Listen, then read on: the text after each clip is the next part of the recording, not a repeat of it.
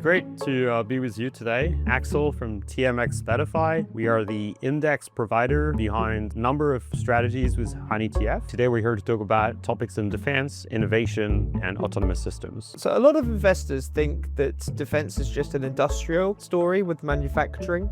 Could you speak to that? Well, it's not just an industrial story, and we've seen recently, if you look at organizations like NATO, that the most recent objective of 5% of GDP target for NATO member countries has now been split between two parts. 3.5% allocation to traditional equipment, aka industrials, which we've got in the portfolio, but also 1.5%, the most innovative part of the portfolio, including AI, defense tech, and cybersecurity.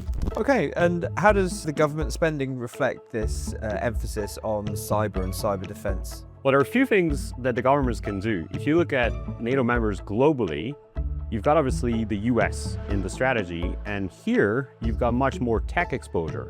It's just the structure of the market that's made that most listed defense tech names are currently in the US markets.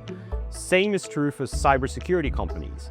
However, for the European strategy, we have the same type of approach, and we are ready to capture those names as is when they list on European markets. It's just that they're not available today in the listed space. And on that note as well, I mean, one of the big things that we're seeing lots of questions about and seeing a lot of press coverage about is drone manufacturing.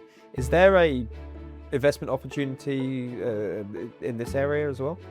Drones, as any autonomous system, tend to do well, and you've got the combination of two factors.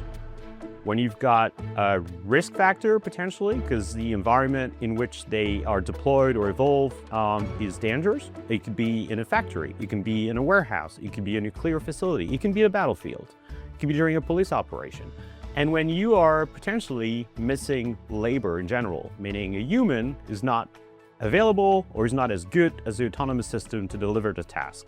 So we see a great opportunity in drones as an investment area, not only in the government space and security space, but also in the enterprise space. When you've got the data for those drones on your facilities, you can do predictive maintenance. When you've got the data from those drones in your warehouses, you can do supply chain optimization. They're a formidable data source, and we're very bullish on what you can accomplish with them.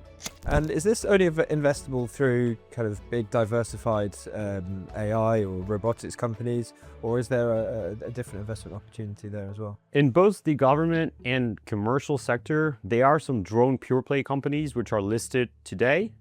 And obviously, we're monitoring the private space, which has seen a lot of innovation, including great companies in Europe that are active in commercial drone applications, and look forward to welcoming such leaders in the portfolio.